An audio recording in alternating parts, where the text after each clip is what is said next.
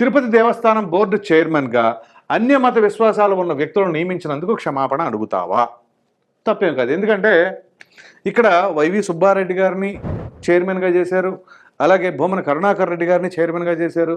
So వారిద్దరు కూడా Christian మతాన్ని ఆచరిస్తూ ఉంటారు అని చెప్పేసి వాస్తవంగా కొన్ని ఆధారాలు కూడా ఉన్నాయి అని చెప్పేసి ఇప్పుడు ప్రశ్నలు కూడా తలెత్తుతూ ఉన్నాయి.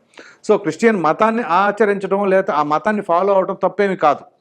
కానీ ఒక క్రిస్టియన్ మతాచారం ఫాలో అయ్యే వ్యక్తిని టీటీడీ చైర్మన్గా ఎలా నియమిస్తారు అనేది ఇక్కడ ప్రశ్న.